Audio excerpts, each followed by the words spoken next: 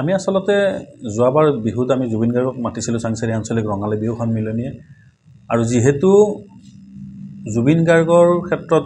তেখেতৰ মেনেজাৰ সিদ্ধাৰ্থে বহু ধনৰ খেলিমেলি আমি পৰিলক্ষিত হৈছে যোৱা দিনকেইটাত গতিকে আমিও ভাবিলোঁ যে আমাৰো নিশ্চয় যেটো আমি ধনত এগ্ৰিমেণ্ট কৰিছিলোঁ সেই ধন সঁচাকৈ জুবিন গাৰ্গে পাইছে না নাই সেইটোৰ প্ৰতি আমি লক্ষ্য ৰাখি আমি এছআইটিত গৈ আমি নিজৰ সাক্ষ্য প্ৰদান কৰিছোঁ আমি যোৱা বছৰ তেখেতক 12 লাখ টকাত আমি এগ্ৰিমেণ্ট কৰিছিলোঁ আৰু প্ৰথম অৱস্থাত আমি তেখেতৰ মেনেজাৰ সিদ্ধাৰ্থৰ লগত ফোন যোগে কথা পাতিছিলোঁ আমি অলপ পইচা কম হ'ব বুলি ভাবিছিলোঁ কিন্তু শেষত তেখেতে ক'লে যে নাই এইবাৰ ইয়াতকৈ কম নহয় এই লাষ্টত আমি 12 লাখ টকাতে এগ্ৰিমেণ্ট কৰিলোঁ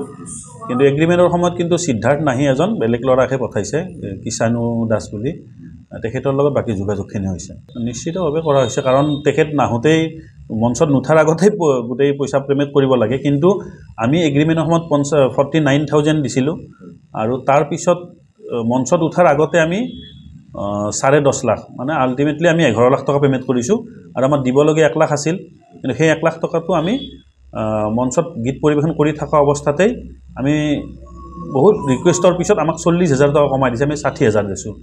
আৰু আমি যিমানখিনি আমাৰ তথ্য আছিল হাতত এগ্ৰিমেণ্ট লিষ্ট যিবিলাক আছিল সেইবিলাক আমি এছআইটিত দাখিল কৰিছোঁ